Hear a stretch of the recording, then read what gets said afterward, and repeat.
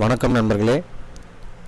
ePro 17 ID card software update பண்ணவங்க 15 வெர்ஷனே எங்களுக்கு பெஸ்ட்டாக இருந்தது, 17 வந்து கொஞ்சம் புரிய மாட்டேங்குது, செட்டிங்லாம் வைக்கிறதுக்கு ரொம்ப கஷ்டமாக இருக்குன்னு சொல்லியிருந்தீங்க. இந்த அப்டேட்டே தேவையில்லைன்ற மாதிரி நிறைய கஸ்டமர் கால் பண்ணிட்டு தான் இருக்கீங்க. நல்லா புரிஞ்சுக்கணும், அப்டேட்ன்றது டீலர், இப்போ நான்லாம் வந்து பார்த்திங்கன்னா ஒரு டீலர் நாங்களாக கொடுக்குற அப்டேட் கிடையாது, எங்களுக்கு சாஃப்ட்வேர் கம்பெனியில் கொடுக்குற அப்டேட்டை தான் நாங்கள் கொடுக்குறோம். ஸோ அதனால் வந்து யூஸ் பண்ணி பார்க்கும்போது தான் அதில் வர்ற கம்ப்ளைண்ட்ஸ் வந்து நம்மளுக்கு தெரிஞ்சிக்க முடியுது. இதில் வந்து நிறைய பேர் என்ன கேட்குறீங்க, அந்த ஆதாரில் பேக்ரவுண்ட் அந்த ஆப்ஷன்லாம் வந்து கீழே இருந்தது 15ல், இதில் எங்கே இருக்குதுன்னு கேட்டிங்க. இதில் வந்து பார்த்திங்கன்னா மேலே ஆப்ஷனில் ஆதார் செட்டிங்னு ஒரு இடம் இருக்குது, அதை கிளிக் பண்ணி வந்தீங்கன்னா பேக்ரவுண்ட் பிரிண்ட்டு, கலர்டு பிஜி இதெல்லாம் வேணும் அப்படின்னா நீங்கள் இங்கே வந்து எனேபிள் பண்ணிக்கிட்டு ஃபைனலாக சேவ் அப்ளை அப்படின்னு கொடுத்தீங்கன்னா உங்களுக்கு அப்ளை ஆகும். இது எங்கே இருக்குதுன்னு மறுபடியும் சொல்கிறேன், ஆப்ஷனில் போனீங்கன்னா பிரிண்ட் ஆதார் செட்டப்னு இருக்கும், அங்கே போய்ட்டு பண்ணிக்கலாம். அதே போல் பிரிண்ட் ஆப்ஷன்ஸ் அப்படின்ற இடத்துல டெக்ஸ்ட்டு வந்து உங்களுக்கு நல்லா போல்டாக வேணும் லெட்டர்ஸ் அப்படின்னா இங்கெல்லாம் டிக் வச்சிங்கன்னா அந்த ஆப்ஷன்லாம் உங்களுக்கு புரியும். ஃபோட்டோ பார்டர் வேணும்னா டிக் வச்சிங்கன்னா ஃபோட்டோ பார்டர் வரும். ஃப்ரண்ட்டு விஐடி நம்பர் வேணும் அப்படின்னா நீங்கள் டிக்கு வச்சிங்கன்னா வரும். அதே போல் அட்ரஸோடைய சைஸ் வந்து இன்க்ரீஸ் பண்ணுறதுக்கு இங்கே வேணும்னா நீங்கள் வந்து இன்க்ரீஸ் பண்ணிக்கலாம். பட் ஆனால் இந்த வெர்ஷனை பொறுத்த வரைக்கும் நீங்கள் இது உள்ளே வந்து பண்ணுற மாதிரி தான் கொடுத்துருக்காங்க, அதை நான் அக்செப்ட் பண்ணிக்கிறேன். இங்கே வந்து ஃபைனலாக சேவ் வந்து அப்ளை கொடுத்தீங்கன்னா அப்ளை ஆகும். அதில் நீங்கள் வந்து கலர் ஆதாருக்கும் இதே மாதிரி தான் போயிட்டு நீங்கள் பண்ணிக்க போகிறீங்க. இந்த ஜென்ரல்னு ஒரு இடம் இருக்கும் பாருங்கள், அங்கே போனீங்கன்னா தான் உங்களுக்கு வந்து அந்த பார்டர் ஆப்ஷன் வந்து கொடுத்துருக்காங்க. கார்டோடைய பார்டர் வேணும் அப்படின்னா இந்த டிக்கு எனேபிளாக இருக்கும், நீங்கள் வேணான்னு நினச்சிங்கன்னா டிக்கு வந்து எடுத்துட்டிங்கன்னா பார்டர் கலர் வந்து வராது. சப்போஸ் நீங்கள் கலர் மாற்றுறதா இருந்தாலும் நீங்கள் போயிட்டு சேஞ்ச் பண்ணுற ஆப்ஷன் கொடுக்குறாங்க, இங்கே போயிட்டு வந்து நீங்கள் மாற்றிக்கலாம். மாற்றிட்டு சேவ் அண்ட் அப்ளை கொடுத்தீங்கன்னா அப்ளை ஆகும். சரி, இதெல்லாம் வந்து ஆதார் செட்டப்புக்கான விஷயங்களை சொல்லிட்டேன். இப்போ பிரிண்டர் செட்டப்பு எப்படி பண்ணுறது அப்படின்றது நிறைய பேருக்கு வந்து ஒரு பெரிய டவுட்டாக இருக்குது. ஸோ இதில் வந்து ஆப்ஷனில் பிரிண்டர் செட்டிங்னே ஒரு ஆப்ஷன் கொடுத்துருக்காங்க, அதை கிளிக் பண்ணி வந்ததும் உங்களுக்கு நிறைய ப்ரொஃபைல் இந்த மாதிரி காட்டும். இப்போ இந்த 8050ன்றது வந்து ட்ரே மாடலுக்கான பிரிண்டரு, ஆனால் நிறைய பேர் வந்து மேக்ஸிக்கான செட்டிங் தான் வந்து கேட்குறீங்க. ஸோ மேக்ஸின்றது காமனாகவே நீங்கள் வந்து மேக்ஸின்றதையும் சூஸ் பண்ணிக்கலாம். ஆனால் அவங்க ஸ்பெசிஃபிக்காக வந்து L3250க்கான செட்டிங்கும் கொடுக்குறாங்க, 3110க்கான செட்டிங் கொடுக்குறாங்க, அதாவது எப்சனில்.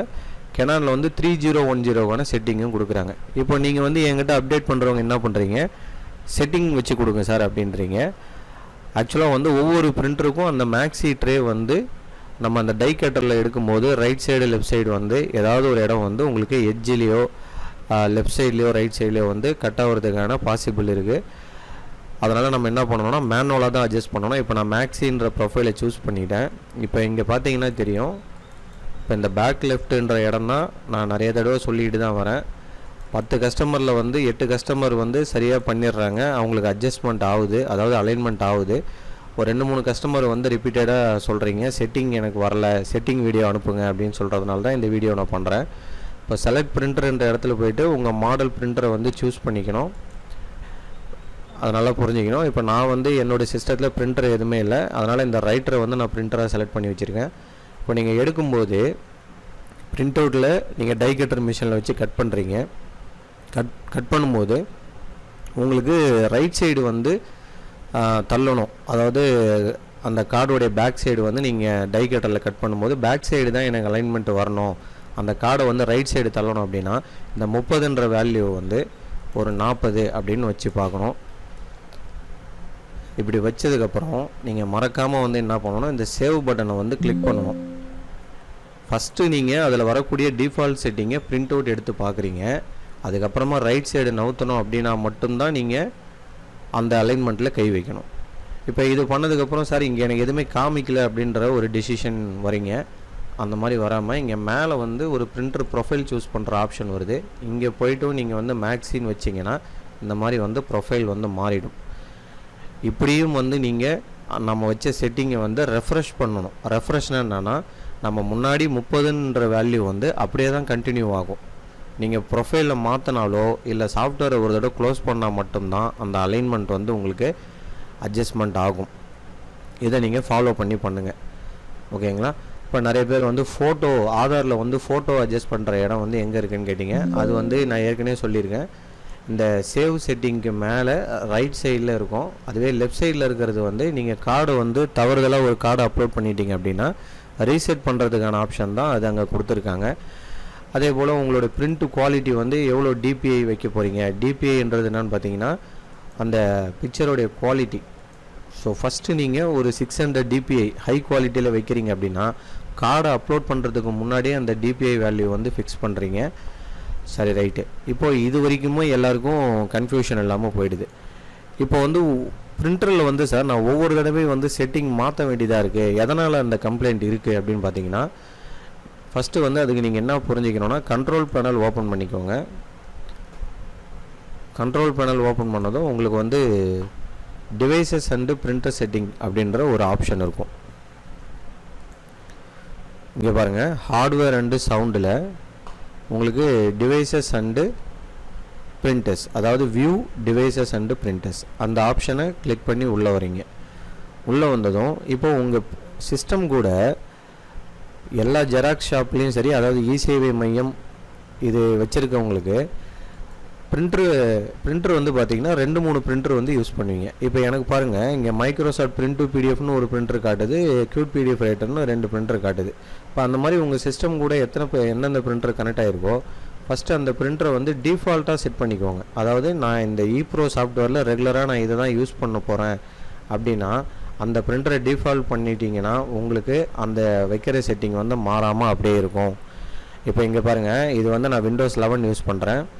இப்போ இதில் வந்து நான் க்யூட் பிடிஎஃப் ரைட்டர் இப்போ மைக்ரோசாஃப்ட் பிரிண்ட் டு பிடிஎஃப்பை நான் டிஃபால்ட்டாக யூஸ் பண்ண போகிறேன். இங்கே பாருங்கள், மேலே போயிட்டு செட் ஆஸ் டிஃபால்ட்னு ஒரு ஆப்ஷன் இருக்குது பாருங்கள், அதை கிளிக் பண்ணதும் உங்களுக்கு அந்த பிரிண்டர் வந்து டிஃபால்ட்டாக ஆகிடும். இப்படி தான் நீங்கள் செட் பண்ணிக்கணும். அதே போல் உங்களுக்கு பிரிண்டிங் ப்ரிஃபரன்ஸ்னு அந்த பேஜ்லேயே ஒரு ஆப்ஷன் இருக்கும். அதில் போய்ட்டு நீங்கள் வந்து அட்வான்ஸ்டு செட்டிங், அதாவது பேப்பர் சைஸ்னு ஒரு இடம் இருக்கும். பிரிண்டிங் ப்ரிஃபரன்ஸில் போனீங்கன்னா அதில் வந்து நீங்கள் வந்து 4x6 மேக்ஸினாலே 4x6ன்றதை செலக்ட் பண்ணிக்கணும். அதுக்கப்புறம் அந்த பேஜ்லேயே வந்து பார்த்தீங்கன்னா உங்களுக்கு ப்ரிவ்யூ பிஃபோர் பிரிண்ட் அப்படின்ற ஒரு டிக் இருக்கும். அதாவது ஒரு பிரிண்ட் எடுக்கும்போது ப்ரிவ்யூ எடுத்து பார்த்துட்டு அதுக்கப்புறமா பிரிண்ட் கொடுக்குற ஆப்ஷன் நீங்கள் உங்கள் பிரிண்டரில் எனேபிள் பண்ணால் மட்டும்தான் சாஃப்ட்வேரில் காமிக்கும். ஓகேங்களா சார், இதுக்கு முன்னாடி எனக்கு வந்தது, அப்டேட் பண்ணதுக்கப்புறம் வரலை அப்படின்றத சொல்கிறீங்க. அது வந்து நீங்கள் உங்கள் பிரிண்டர் செட்டிங்கில் பிரிண்டிங் ப்ரிஃபரன்ஸ் அப்படின்ற இடத்துல போனீங்கன்னா பேப்பர் செட் பண்ணுறது, சைஸு செட் பண்ணுறது, அதோடைய குவாலிட்டி செட் பண்ணுறது, ப்ரிவ்யூ செட் பண்ணுறது எல்லாமே அந்த பேஜில் தான் இருக்கும். இது வந்து எல்லா மாடல் பிரிண்டருக்குமே பொருந்தும் இது. அப்போ அது வந்து நீங்கள் கண்ட்ரோல் பேனலில் போயிட்டு டிவைஸ் அண்ட் பிரிண்டர் செட்டிங்கில் போயிட்டு நீங்கள் தான் பண்ணணும் அப்படின்றத நீங்கள் வந்து அண்டர்ஸ்டாண்ட் பண்ணிக்கணும். ஓகேங்களா? இப்போ வந்து ஒரு சில பேர் வந்து நான் இந்த ஆப்ஷன் எல்லாமே பண்ணிட்டேன், அதை மீறியும் எனக்கு வந்து ப்ராப்ளமாக இருக்குது, எனக்கு வந்து 17 யூஸ் பண்ணுறதுக்கு ரொம்ப கஷ்டமாக இருக்குது அப்படின்றத ரிப்பீட்டடாக சொல்கிறீங்க. 15 வெர்ஷனை பொறுத்த வரைக்கும் கொஞ்சம் சர்வர் ப்ராப்ளத்தினால பழைய ஐடி எல்லாமே வந்து ஆட்டோமேட்டிக்காக வந்து டீஆக்டிவேட் ஆகிட்டு தான் வருது. அப்போ வந்து அவங்களுக்கு வந்து புது ஐடியா கன்வெர்ட் பண்ணுறதுக்கான ஒரு ரெக்வஸ்ட் பண்ணியிருக்கேன்.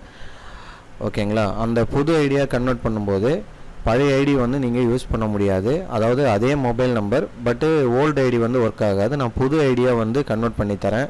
அதாவது 17 ஒர்க் பண்ணி பார்த்தோம், எனக்கு இஷ்யூ இருக்குது அப்படின்றவங்களுக்கு மட்டும்தான் இந்த ஆப்ஷன் நான் பண்ணித்தரேன் உங்களுக்கு, ரிப்பீட்டடாக வர்றவங்களுக்கு. ஓகேங்களா? அந்த புது ஐடியா கன்வெர்ட் பண்ணுறதுக்கு 15 வந்து உங்களுக்கு 250 ருபீஸ் வந்து நீங்கள் எனக்கு ஜிபே பண்ணிட்டீங்கன்னா நான் வந்து உங்களுக்கு அப்டேட் பண்ணித்தரேன்.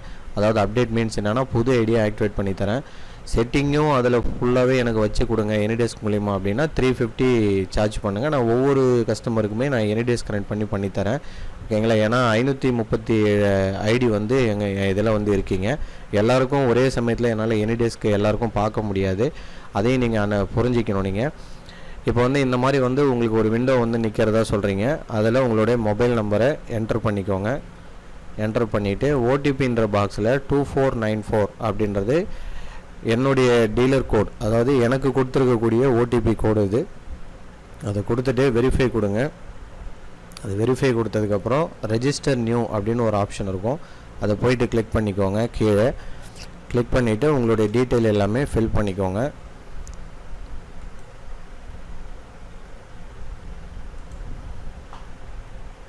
நான் சும்மா சும்மா சாம்பிளுக்காக உங்களுக்கு போட்டு காமிக்கிறேன், ஒரு ஐடி க்ரியேட் பண்ணி காட்டணுன்றதுக்காக. ஏன்னா உங்கள் சைடில் இந்த ப்ராசஸை கம்ப்ளீட் பண்ணிட்டீங்கன்னா நான் என் சைடில் வந்து உங்களுக்கு அந்த 15 வந்து ஆக்டிவேட் பண்ணி கொடுப்பேன்.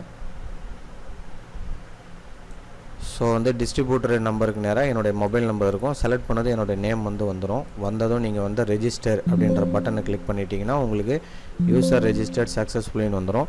இந்த மாதிரி விண்டோ வந்ததுன்னா அதுக்காக பயப்படாதீங்க, அப்படியே க்ளோஸ் பண்ணிவிடுங்க. க்ளோஸ் பண்ணிவிட்டு ஜஸ்ட்டு ஓகே கொடுங்க. ஸோ ஓகே கொடுத்ததும் உங்களுக்கு வந்து இந்த மாதிரி ஒரு நோட்டிஃபிகேஷன் வந்துடும். ஓகேங்களா? அப்போ என்ன பண்ணுறீங்க, உங்களுடைய மொபைல் நம்பர், அதாவது நீங்கள் என்ட்ரு பண்ண வாட்ஸ்அப் நம்பரை வந்து எனக்கு ஷேர் பண்ணிங்கன்னா நான் வந்து உங்களுக்கு வந்து ஐடி வந்து புதுசாகவே பண்ணி கொடுத்துட்றேன். நீங்கள் 15க்கான செட்டிங் வந்து உங்களுக்கு ஏற்கனவே வைக்க தெரிஞ்சவங்க வச்சுக்கலாம். இல்லை நீங்களாகவே செட் பண்ணி கொடுங்க அப்படின்னா நீங்கள் 350 பே பண்ணுங்கள். புது ஐடியாவே எனக்கு 15 கொடுத்துருங்க அப்படின்னா உங்களுக்கு 250 மட்டும் ஜிபே பண்ணுங்கள், பண்ணிக்கலாம்.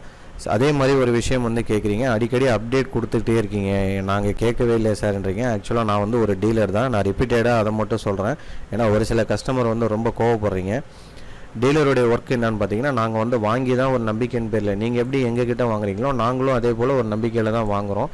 பட் அந்த வெர்ஷனில் வந்து நிறைய இஷ்யூ இருக்குன்னும் போது நம்ம ஒன்றும் பண்ண முடியாது. அதுவும் இல்லாமல் இந்த சாஃப்ட்வேர் வந்து முழுக்க ஆன்லைன் சர்வரில் ரன் ஆகிறதுனால நம்ம வந்து அந்த ரெக்கவரி பண்ணுறதுல சின்ன பிரச்சனைகள் இருக்குது அப்படின்றத நீங்கள் அண்டர்ஸ்டாண்ட் பண்ணிக்கணும்.